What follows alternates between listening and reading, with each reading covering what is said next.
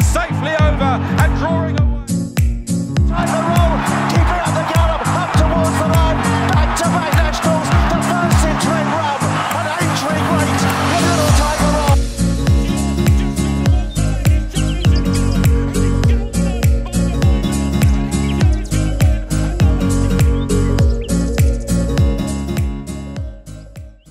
Hi there folks, welcome to part 2, Cheltenham Festival. Edging ever closer, boys. Cannot wait to be there. Really excited about it. Hopefully people can hear us now. Yeah, hopefully you can hear us. Got some mics this time, so hopefully all is good now. Yep. Right, so let's get cracking then. As we said in part 1, we'll start part 2 with the cross country. Obviously, we all know who most people are going to go for. Certainly know who Sean's going to pick for definite. And Ed Chamberlain as well on ITV. But yeah, cross country. I'm gonna, although I think Tiger's probably going to win it. You're going to play devil's advocate. I'm going to play devil's advocate. Yes. Yeah. I'm going to go with JP's newest acquisition, EASYSLAND. As I've sort of alluded to before, spoke in conversation on WhatsApp and whatnot. You know, I just think of the challengers, most likely to put it to you know. In a way, I hope there isn't a chink in the armour, but if anyone's capable of exploiting that, I think that's the one horse that could do it. Very solid. Got form at the course as well, and obviously JP's no mug, and you know he wouldn't have bought it for no reason. So, yeah, for me, I say just playing devil's advocate. I just think that if anyone can, you know, anyone can have a stab at it, because it is one of those races as well. I mean, you look at what they've got to jump and things like that. There's so much jeopardy in the race anyway. The fact that Tiger Roll got round as easy as he did last time, is quite remarkable. Really, says a lot about a horse. So, like you say, there is still that jeopardy though. That, you know, not necessarily something happens to Tiger, but anything could fall or unseat around. So you have to look a little bit outside, especially an evens favourite at the festival, for crying out loud. Absolutely. You need to look at something, and EASYSLAND is definitely the next go-to, in my opinion. Yeah. Doesn't stand a chance. So go on then. Obviously, we know you're going to go. Yeah, it's going to be Tiger Roll. Again, obviously had the run out over in Ireland last weekend, I believe. Davey chose right this time on Cracking Smart. Again, another massive price winner for Elliott in that race. Take nothing away from Tiger though. In that, I mean, you look at it afterwards. We spoke about it. I think everyone on Twitter was more than happy with Tiger's run round. Wasn't jumped soundly. Never really seemed out of it. Just maybe a little bit of fitness near the end. But wasn't really asked anything of Keith O'Donoghue. No, he never really gave it great guns. Yeah, no, he never really asked anything. The aim wasn't to win that race. Would have been nice. Yeah, I think anybody who was placing a bet on Tiger Roll to actually win that race, it was a heart overhead. I think it was, because it was the fact that he's coming back from a slight setback of an injury, and it's just to get his legs stretched and get yourself ready. The thing is, you don't want to win races like that as well when you're high enough in the weights. Yeah. I mean, why would you want to? He did win it the year before. He did win it the year before. Very priced. Exactly. 28-1, I believe it was. Yeah, but you don't want the weight factor to go in. You win races like that, and they get on top of that. They don't want that. You know, he's high enough in the weights as he is. Yeah. I think it was a sound round, and you know, touch wood, everything goes right leading up to the festival. I can't see why he doesn't win that again. Yeah. No, like I say, I'd be surprised. As I say, my shout is just purely based on devil's advocate, just to mix it up a little bit. And you know, if there is one horse in the field that I think could exploit any sort of off day, chink in the arm, or call it whatever you will, could be EASYSLAND. So obviously you're. Well, just as my notes state, I would actually still want to call it the Tiger Roll cross country. You know, it's just to reiterate what you've both said regarding Tiger Roll. I mean, it's heart over anything that I would want to go and see it win a third cross country and then go on to win a Grand National. The weights was released. It was going to go and win a third. He'll have to do it at top weight. I believe it's 11 stone 10, which has never been done before, I don't think. I'm sure someone will. But correct us if we're wrong. As regarding this race, I think EASYSLAND is the biggest threat, and having its run last week at Navan, it was just a race that stretched its legs after coming back from an injury. It's a different comeback to last year, when it won at a big price and then went on to win at Cheltenham and then go on and win at Aintree. But there's not much more I can really say about this one. Tiger Roll for me, even favourite. I said that's massive going into the festival. To go into an even odds-on favourite. After finishing fifth in your last race as well. But. Yeah, Tiger Roll all the way for me. Fair enough. Okay, well let's just quickly find out who Jamie's going to go for. My next selection is in the cross country, and this horse is called EASYSLAND, trained by David Cottin. He's a very good trainer. Trains in France, obviously. It's done very well in France at the moment. I think he's leading trainer. The French always do very well in these cross-country races, especially in Cheltenham. Doing very well. I backed EASYSLAND, this particular horse, last time out on the 13th of December, winning very well. In French owners' colours, and he jumped very well on the cross country, and he travelled very well. He's got the experience now. Obviously, he won that, and then JP McManus bought him. I think he done a very shrewd buy, and he won in his debut colours at Pau, considering. He had to have a battle on his hands on the home straight, but pulled away well in the last third of the race, and he won very well at Pau. So I think he's got the experience, running obviously over country, cross country fences. He will do for me as well as a bet, and I think EASYSLAND will win this race. So Jamie's gone with EASYSLAND as well. Oh, he would. So, well, you know, you can understand where he's coming from. Yeah. Again, very much echoing what we're saying. Yeah. If you're looking at it from a betting point of view, it's a choice. Yeah, that I understand. But if you know, 3-1, reasonable price, bit of money back even for a place. Yeah, 100%. Okay, all right. Well, let's shift on then, lads, to the next one, the Champion Bumper. Always a bit of a difficult one to pick out because obviously. Hence the word bumper. Obviously won by Envoy Allen, picked out by Neil, I think, this year to keep an eye on. Go on then, Sean, do you want to start us? Yeah, well, it's a rarity for me because I believe this is the first Mullins I've picked out. Yes, I think it is, yes. Normally, the back page. Normally I'm about 5-6 deep by now, if we're being honest. I'm not going to lie, this is a rarity for me, and I think it might be my only Mullins one that I pick out on the races that we go through. But Panic Attack, it was 10-1. I haven't checked the odds. I still think it is 10-1. It'll be around about that. Again, as you stated, it is a minefield of a race, being the bumper one. But this one was a little bit of a strange one. The first time he's had a runner at Market Raising. Market Raising, not so long ago. No, how well did he win that? And he won it. Yeah. Comfortably. Just sat watching everybody. Yeah. Go hammer to it and just walk past them all. Really. Again, 1 for 1. It's very difficult to take. Yeah. Take a lot from that. Obviously, Market Raising is a different course to Cheltenham. I mean, this is a completely different kettle of fish. Yeah, absolutely. But can you ever rule out a Mullins horse? Probably not in a bumper race. No. Not a Cheltenham. Like I say.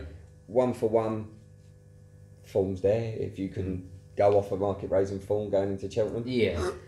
But for me, Panic Attack showed a lot. Yeah. Shows a lot of pace, a turn of foot. I think it'll be a wide open one, this one. Yeah, but Mullins for me. Open, doesn't it? Panic Attack for me. Yeah, same here. Likewise, I picked Panic Attack. Again, as Sean just said there, you know, very, very hard to pick one out given the fact that they've all had so little runs. But, you know, as you say, they come all that way for one race at Market Raising, so they obviously had a plan for that. So you'd like to think there's a plan for this as well. Yep.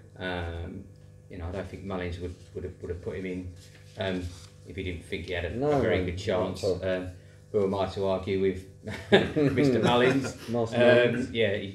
He knows what he's doing just a little bit, doesn't he? Yes.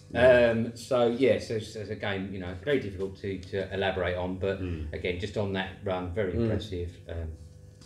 Because yours, I believe, yes, my one is also Mr. Mullins. Yes, it certainly is. I've gone for Appreciate It, which I've just checked is still the 7-4 favourite. Yeah, it is. Yeah. Impressive win at Leopardstown last time at top weight of 11 stone 10. It's a Risk Factor and Lieutenant Command, who was second and third. Pushed the horse all the way, but was very comfortable. There's won races over 2 miles and 3 miles, and the stamina and the Cheltenham Hill to me shouldn't be a problem. I think that's, for me, that's Willie Mullins' horse that I'll be definitely liking the look of. I suppose on the day it'll be interesting to see who picks up what ride out of those. Yeah. Very You know, interesting. could there be a tell if Townend picks one over the other? You know, I think that Appreciate It is rightfully probably going in as favourite. Yeah. If you look at everything that factored into it, the forms, and the way he wins. Like I say, I don't like always backing horses going into Cheltenham that have won their races reasonably comfortably. I know that sounds very silly, but that doesn't show signs that they've got a bit of fight about them. Do you see what I mean? If they walk to a Panic win, Attackers, like, he doesn't know yet how to, I suppose you can say, compete. I see what you're saying, when another horse has put it to it, where like you stated, Appreciate It, had to work for it, but got the job done. Maybe that is a tell, and like you say, jockey booking is another one. I just think, so I understand why you've got to appreciate that. But say it'd be interesting to see, you know what goes on there, because you've always got that human element of you. The jockey might go, well, I know that one's a favourite, but wow, I'm this has really got impressed by something the engine special. on that. You know, and they might pick one over the other sort of thing. So, okay, all right, let's find out who Jamie's gone for then. Okay, my next selection is in the Champion Bumper Race. I'm not really got a strong opinion or in this race because I haven't done really well in the past, considering I've had a few places betting this particular race, and the horse that's really interested me looking in the field is Israel Champ, and I've backed him at 10-1, no winner, no bet.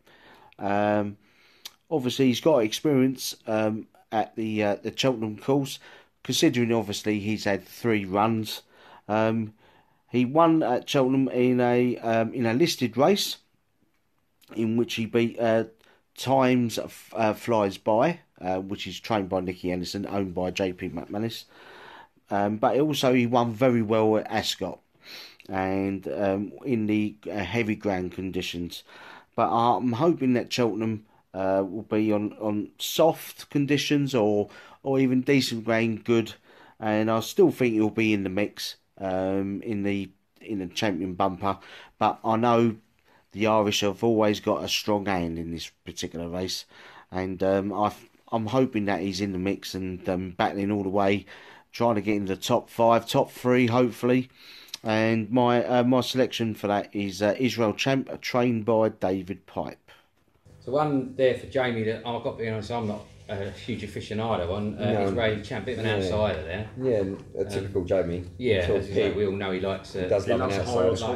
Likes you know, the bigger odds and that. So we'll have to just really see if Jamie's right. On that one, like I say, I've not got much to add on that one. Not one that I've come across. So I'm no, fair enough. One. Okay, well let's move on to another stone banker, Paisley Park in the Dales. I'll start then since I've just started there. I've gone for Paisley. I just very difficult to find another winner again. Beyond him really. What will I say? What more can you say? What needs really? to be said? Like I say, done it, seen it, got the t-shirt, something, haven't it? So Mark, you're in the same camp. Yeah, I think it's just very similar to the Tiger Roll conversation. There's not much I can really say about this horse. It's going to be a tough race. It's been unbeaten since the 28th of October, 7 straight wins. Its last win at Cheltenham was over 3 miles and won very comfortably, especially over the Cheltenham Hill. A lot of horses, you've got to have the stamina. You've got to be ready to strike at the right time. And Paisley Park is one of them horses that strikes at the right time. It's hence the reason why it is still unbeaten and it is the one to beat. What more can I say? I've said there are some other horses in there, a choice of yours, which is definitely one that I think will push Paisley, but I just think there's no beating Paisley Park for me. You can see why, can't you? As well. It's everything about that horse, the story and everything. It's everything just fits, doesn't it? The people's champ. Coleman's had 7 rides, 7 wins. You know what I mean? Emma seems to be a dab hand at this race. You know, training for this race. Just everything falls into place as it seems with this one, and it's one of those horses where sometimes you get that, sometimes everything just clicks at the right time when needs, you know. Indeed. Or every time they go for a run, sort of thing, every time they go for a run. So, okay, all right. Well, before we move on to Jamie, then go on. Then you're gonna just again slightly devil's advocate. Yeah, maybe. devil's advocate on this one from my point of view. Somerville boy. Again, it's more of a Cheltenham form. Yeah. Knows the hill, runs the hill well. Had 2 runs at Cheltenham this year. New Year's Day, where Somerville won. Beat Roxana, the Skelton horse, I believe, in that race. There was others in there, Janica behind, Kilbrook and Storm, I think, was in that race. And it just went away from the field at a big price as well. Second time around, end of January, then bumped into Paisley. Again, only finished second, less than 2 lengths as well. I think it was a length and a half, length and 3/4, something like that. Made a slight error at the last. I'm not saying that that's going to make a difference. Paisley was always going away at that point. Yeah. But the slight error could, you know, you take that out of it, what happens? Yeah, could be a bit closer. Sort of Again, I'm not saying that Somerville boy will win, but at 7 to 1, I feel that's a rather large price for a horse who is consistent at Cheltenham, who can handle the hill. Good chance of placing. Yeah, very good chance of placing, and even putting it to Paisley if there is a chink in the armour. Again, that sort of scenario. Yeah. Should there be a slight off day at the office or, like you say, a chink in the armour, Somerville boy's definitely got the tools to. That's the thing. If there's a slight mistake from Paisley, Somerville boy is the one. We'll jump on that. We'll jump on that. And pick the horse out. Well, let's say even the elites, you know, you hope they don't, but there is always that possibility of, like you say, this is the nature of the sport. You know what I mean? Something in front, you know, hinders and you know, get bogged down because of the aftermath or whatever. You just don't know. So, you know, you've got to have a shout now and then for something else because you never know what might happen. Yep. So agreed. Yes. Okay. All right. Well, moving on then. Let's find out who Jamie's gone for. My next selection is in the Stayers Hurdle, and there's no, no beating around the bush. I'm not going to go really further into detail. He did really well. He won the race last year, and that horse is Paisley Park. I'm sticking with him again this year. He's got to be. He's a dead cert for this particular race. He's got to win this. He's got a strong hand. He's got the experience at the Cheltenham course and the race itself. He's got a year of strength now. He's built up a lot of muscle, I've got a bit of pace now. He doesn't really hit a flat spot. He just goes through the motions now, and he just turns his foot on where he puts a little bit of pressure, and he just pulls away. Last year it was a little bit different. He was I think he was a 5-year-old, or 5 or 6 year old. I can't really remember. I watched him at the Cheltenham Trials Day last year, and he did really, really well. Considering he went turning round in the home straight, he hit a flat spot, but then when he jumped the last hurdle, he just pulled away and just exploded off and going up the Cheltenham Hill. So he will do for me for winning the Stayers Hurdle again this year. It's a very weak race. He's got the actual upper hand for the rest of them, and I think he's got another fantastic chance, and that's Paisley Park, trained by Emma Lavelle. So Jamie's firmly in the Paisley Park camp as well. Yeah, I'm not surprised. Which again, not surprised. So you are the only devil's advocate in this one. I am. He loves that horse as well, doesn't he? So, yeah. Okay, well, no need to really dwell on that one. Right, the Triumph then. A lot of talk about Goshen at the moment. I've not gone for Goshen personally. I've gone for Allmankind for Dan Skelton. Well, so I've got a few notes written down here, but what a monster that horse looks like. Huge horse out in the unit. Yeah, like one on debut, about 37 lengths, and then in his last race went like a bullet train. I had a look at the races and they show like the pace and stuff, the speeds. Yeah, and it got all the factors and that. Yeah, wow. Links in sort of to one of your choices. You've gone for Aspire Tower, haven't you? Yeah, Aspire Tower. I mean, I watched this last race at Leopardstown. It was very unfortunate. It was jumping really well, taking the fences until after a nasty fall, which luckily the horses obviously all okay. But won its previous two, and so far it's 2 out of 3 this season on the jumps. The only negativity is that it's its first visit to Cheltenham. And just what we was talking about, SUMMERVILLE boy, it's an experienced horse running at Cheltenham, and that is what you need. Another big decision will be like who rides the horse as well, because if you get the right jockey, then you might be able to get the best out of this horse. But Allmankind, as you were just reiterating to earlier, is a unit, and I think for me, if Aspire Tower is going to win, which I'm going to be the devil's advocate in this one, and I think it will, then it will have to be on its top form at jumping, and especially strike at the right time, as we've reiterated about the Cheltenham Straight up the hill, because we all know what it's all about. So the question is, Allmankind, is can he hold on to him? That's it. Yes.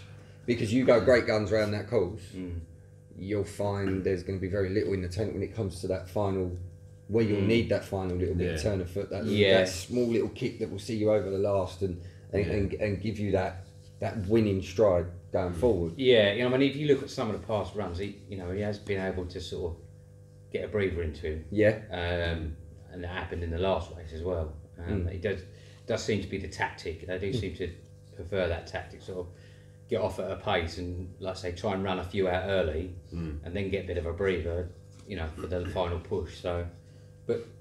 No, I don't want to say too much. I'm going to give you something to say. Then Allmankind, again, along the same sort of lines. I know he's going to go off right at the top of the market with the Moore horse Goshen. Both almost identical horses in the fashion that they like to run their races. They both like to go off. They both like to absolutely run amok in that first circuit of their races. You can have two front runners, but will they burn each other out? That's going to be the underlying factor. If they both like to go off that much, are they going to run their race before that final turn? Yeah. I believe the jumping will play a factor, whereas Goshen's so far, bit of a rogue horse, just likes to jump wherever he wants. He'll put in a sharp right or a sharp left now and then, where I feel that could be his downfall. That can open the door, sort of thing. That can open the door for Allmankind, who jumped a little bit straighter, a little bit more true over the fences, a little bit slicker, some would say. Not slicker as such. It's not that Goshen is clumsy. It just likes to jink. It is. I find that the jumping at Cheltenham can win you and lose you races. In a sense of it can make up lengths. You miss a jump, you're taking 3 lengths out of a horse. Because that turn for home, they're going to need all the energy they need. All it takes is one bad jump. And it's going to be difficult. And if they're both going to take each other on, are they going to be going at a little bit more of a high tempo? Could there be an error Goshen would worry me in that respect. You can't argue why you go off joint favourite. Fantastical, wins his races by as many lengths as you like. Like all lengths last time. Ascot. So this is one of them races where you could have 2 or 3 horses that are going to be wanting to battle each other from the very first fence to the very last. Well, they've all bumped into each other, and so there's some, some interesting connotations there. One slight mistake from one of them, like you said, puts them back 3 lengths, and to gain that back at Cheltenham, especially going up the hill when you now need all the stamina to actually win the race, it could fall. So each jockey will need to be on the top of their game to make sure that every jump and every step of the way leading up to the next fence is pinpoint and it's perfect. And I think that's why these horses are the odds that they are to go and win this race. I wouldn't put it past that one of them makes a slight mistake. We've all seen it. We've all seen it before. And but I'm looking forward to it. It'll be a good race. Yeah, so say, when you've got, like, so your choice, Aspire Tower, was Rachel Blackmore was on board when she fell. Was just getting headed over the last by Cerberus, which is also got an entry. That went on to win that race, and then the following race, Wave of the Sea was a bit of an outsider in that. I think that 25 to 1 that day.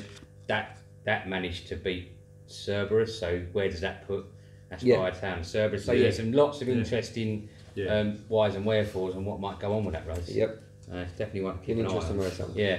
Okay, well, let's find out who Jamie's gone for. My next selection is the Triumph Hurdle, and I'm gonna be truthful. I've backed him each way, and I've backed him at 7-1. I think that's a good price, and that horse is called Allmankind, trained by Dan Skelton. He's such a quirky but talented horse, but goes very forward, but he always pulls hard. Harry Skelton is always trying to hold him, but he just runs away from him. He has to let him go and does his own thing.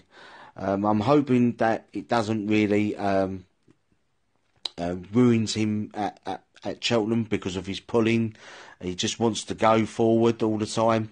But I'm sure, and also with the atmosphere as well, especially at Cheltenham in March, where it's very busy and very buzzy. I know that he's been wearing the hood, and it's been doing very well. He's jumping straighter. The last time I had to look up Allmankind was at the last race he won, and that was in the Coral Final Juvenile Hurdle race, and he jumped straight. He didn't go left or right. He jumped really well. Hit a few, paddled away a few hurdles in the back straight at Cheltenham, at Chepstow, sorry. But his jumping needs to be, needs to improve a bit, obviously. But I think Dan Skelton's going to win a Cheltenham race, and this will be in the Triumph Hurdle. And I think Allmankind has got a fantastic chance. He'll be in the mix. He'll go up that hill very well. It's just that the only thing is just the buzziness and going forward and pulling the jockey's arms. He wants to go. He's very talented. In the race itself, I've noticed that Goshen is I think he must be third favourite, and he's trained by Gary Moore. I can't have him because the way he jumps to his left, and he's just losing lengths, keeps jumping to, I think it's either his left or his right. I think it's right, yes. He jumps to his right all the time. And I don't think Cheltenham would suit him, unfortunately. But I can't have him winning the Triumph. So my selection is Allmankind, trained by Dan Skelton. So Jamie's gone with Allmankind as well. So that makes me the devil's advocate. Devil's advocate this time, mate. So I can't really say much more. What we've already said there. Okay, well finally then the biggest one, the Big Gold Cup. Obviously, well looking forward to it. Yes. Gutting news about Native River recently. Yeah, very. For all reasons. I mean, for the price and that, and for how it came on from the run the other day under John Jodell. It was a great run at Newbury. It was a good run, yeah. And I thought, that's a really good price for the Native River. Yeah, it was a Gold Cup-esque run, wasn't it? It's what you wanted to see. He run them ragged, but then when it looked like the younger horse was just about to sneak up, he's put him in his place. Yeah. In many respects, jumped the last and went, right, I've got a lot more left than you think. Yeah. And it was almost what you'd wanted to see from a horse that you had eyes on for the Gold Cup. Going almost. into the Gold Cup. I mean, it was a fantastic run. Again, the horse's well-being is forefront. Yeah. So as long as everything's fine now, it's just a shame he won't have another crack at it, really. Yeah. I think it's an open one. Yeah. Okay, well, right, so I'll start then. I'm going to go with Lost in Translation. Was absolutely foot perfect, banging form, 100%, call it what you will, until something went wrong at the King George. Yeah. Obviously, if they've sorted that out, or they've worked out why, and the wherefores, I think he's got a cracking chance. I say you can only go back and look at his runs and just see, Loves to jump. To win the Gold Cup, you've got to jump well, simple as that. So, there is no room for error. in general, really, as you say, at Cheltenham, regardless. Yeah. Yeah, I just think that maybe a lot of people have been put off by that King George blip. Let's call it a blip, shall we? So hopefully, from my point of view, we sort of, he bounces back. Yeah. Always been a bit of a Ken Boy fan, is also in the race. Yeah. Didn't have a bad comeback run recently. No, not at all. Again, they've all bumped into each other quite recently. They always will, wouldn't they? Presenting Percy as well, and Ken Boy was in the race recently, and whatnot. So I'm the outsider here. You two have gone for the same. So go on then, Sean. We'll let you champion. Yeah, well, Delta Work was obviously one when we spoke about when we first started the season, jump season effectively. That was my one to watch. Yeah. I said from the get-go there that it come across as a Gold Cup horse.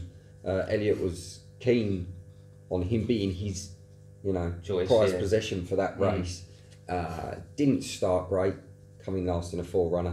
Over that took quite a few people by surprise. Which was shocking, to say the least. But then again, Clan's Des Obeaux didn't run a fantastic race. It wasn't, end of the day, it wasn't a sort of That's not one of those race of four like nobodies, if you know what I mean. There was still some reasonable horses in exactly, there. and you take form out of that because then Clans then goes and wins the King George, and then Delta Work goes and wins the Irish Gold Cup. Not that race was null and void, but I'm saying you can't read into that one way as you can say. Absolutely. So I will remain with Delta Work for the Gold Cup. It's just come on from that first race. 1-2 from 2 now in that respect. As I've mentioned, the Irish Gold Cup. Where he stayed on like you'd expect a Gold Cup horse to stay on. Battled well. Again, Lost in Translation is another one that I think will run a fantastic race. But for me, Delta Work has been worked well. As I say, I remember you talking about it before that first run, and after that first one, I thought, has he got this one wrong a bit, hasn't he? Yeah. And then obviously they tweaked a few things, got things right. And and got on strength to strength from there, and I thought, now I see what Sean's going on about. And he has just come on from each that, race, and it just seems to be progressing really well. Like I say, they've all bumped into each other. Ken Boy presenting Percy, obviously not to forget. So, but for me, Delta Work, I just think will thrive at that sort of track. So Go on then, Mark.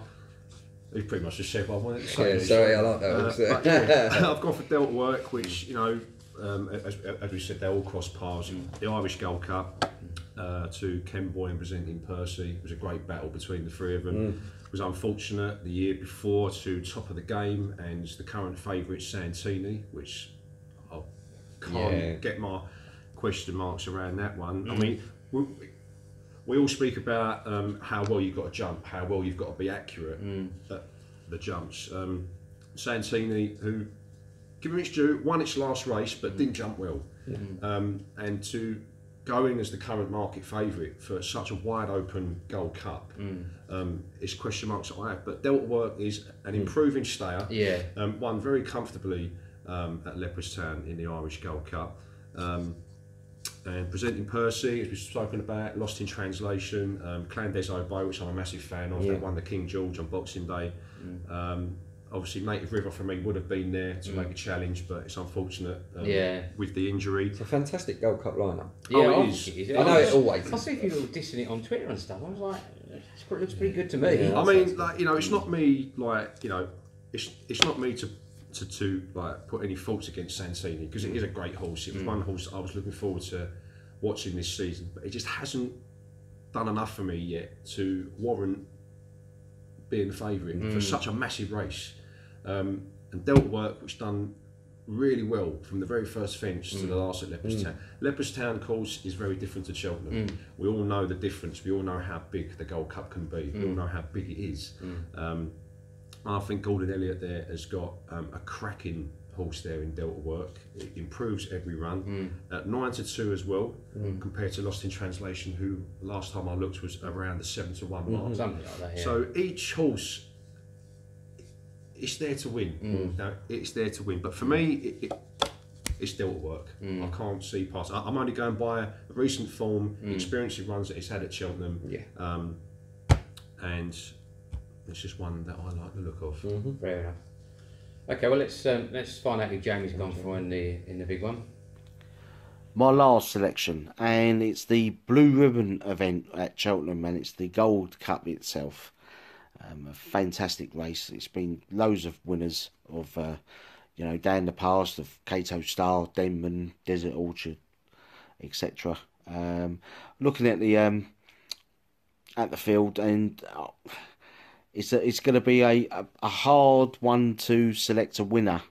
There's you've got Delta Work, you've got Elbow Photo trying to win the Gold Cup again, and you got Kando de Zobo, who won the King George and all that. But thinking and had a good think about it, and looking at the video replays, and have a good think. And my selection is Santini, trained by Nicky Henderson.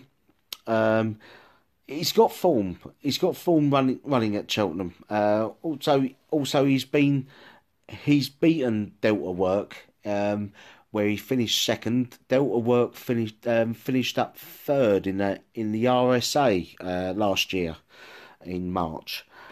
So he's got the form of beating Delta Work. So that's where I'm looking at in an angle. If Cheltenham goes soft, he'll go well. He'll run well in them conditions.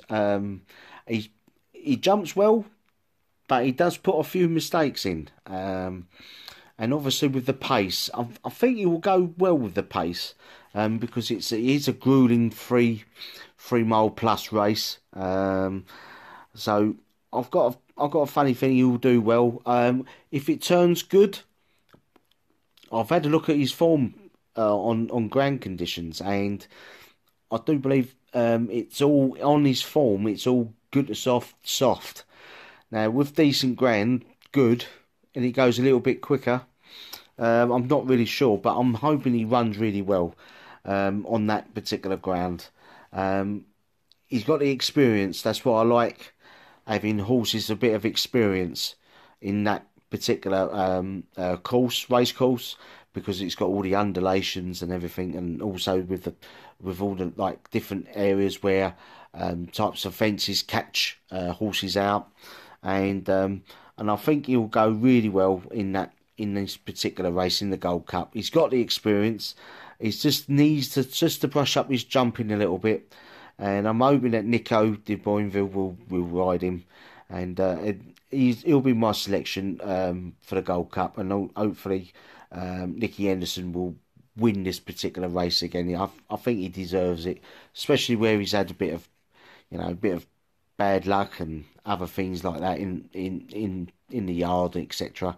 But my horse for the selection for the Gold Cup is Santini. Just going to throw a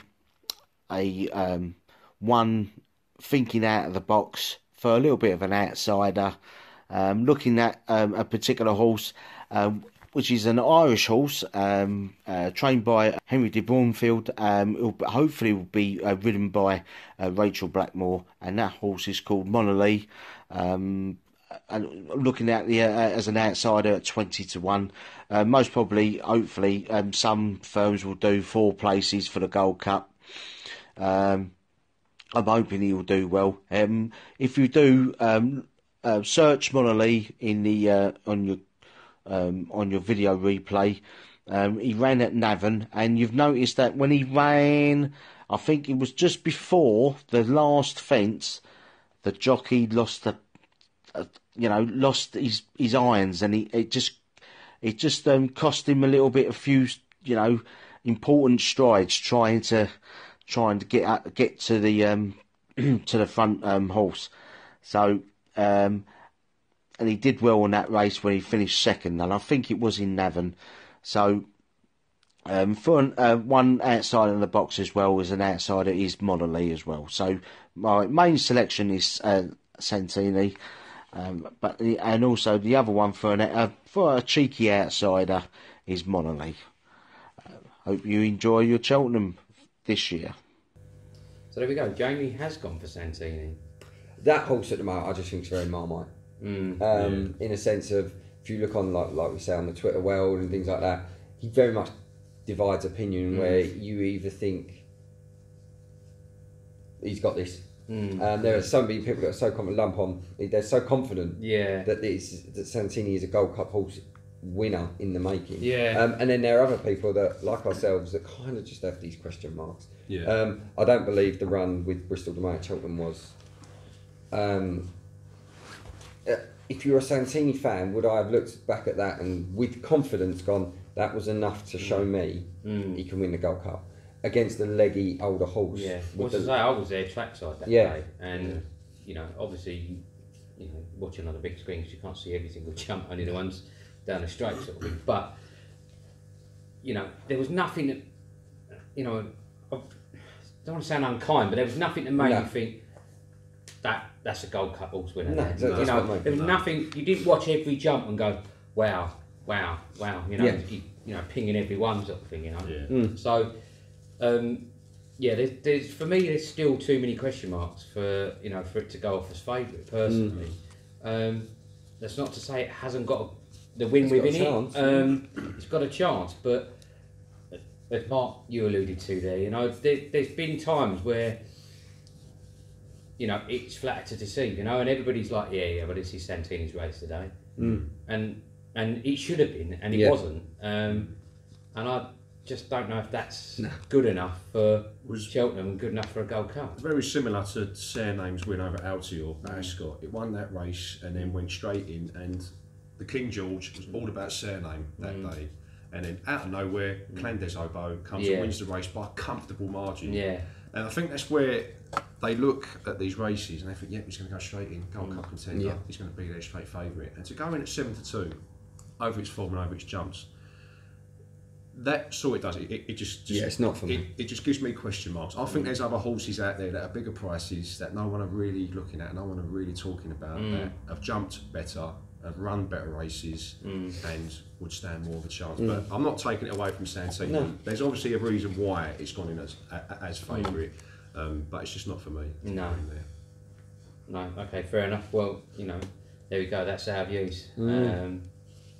Obviously can't wait, really looking forward to it. So any other ones you want to mention, because obviously we've not covered every single race, because you know, we'll be here forever and a day, but obviously I won't let any of this go without mentioning the machine. I know you've already brought him up, RSA, which I think it might have changed races. If I'm honest, that was always going to be a stretch. He's 12, he's an absolute legend.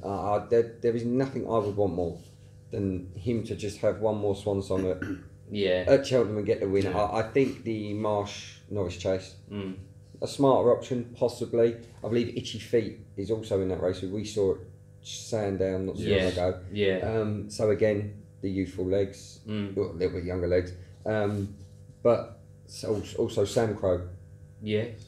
Has been Gordon Elliott wants another crack at that as well. That'll be a tasty affair, that one. But Fahim for me, like I say, the scarf will be aloft through the whole of that race.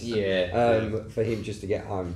It'd be nice to see him have, like, say, one more. As long as he gets home safe and runs sort of thing there, if you know what I mean. Yeah, exactly. But I think Fahim's definitely shown that he's, you know, still got it. That age is just a number. He's still enjoy it after still got it. Runs, and if he's jumping that well, if he's galloping that well, you know, then send him out there one final time. And you know, if you're that confident on a horse that you think can go on and either win the race or give the crowd something to watch and something to cheer, then why not? Absolutely. But Fahim for me, and Fahim and also Benny Dudois.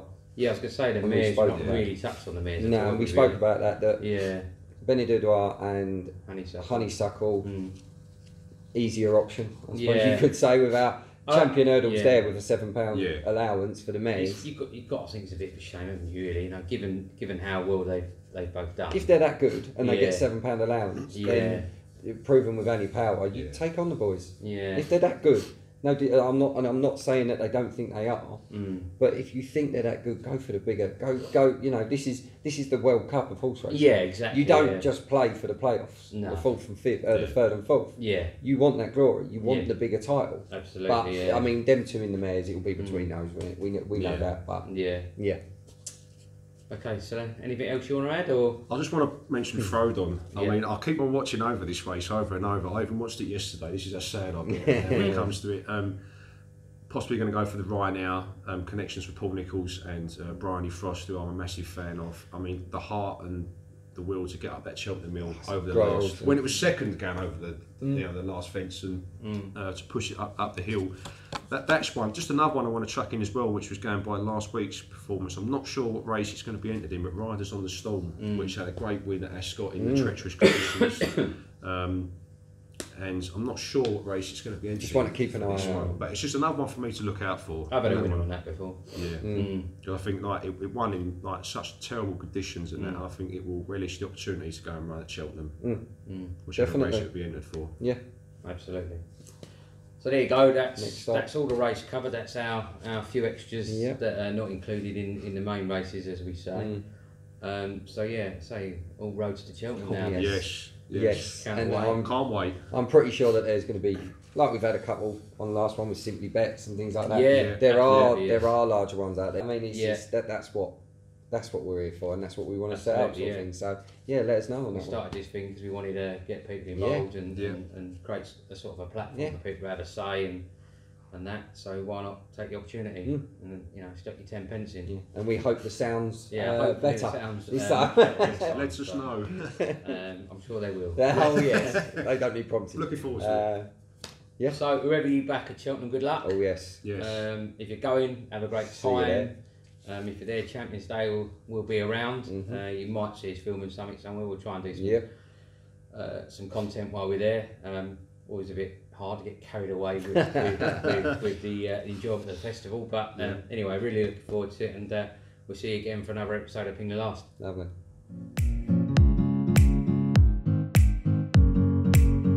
Townend on album photo, and he's safely over and drawing away. Time to roll, keep it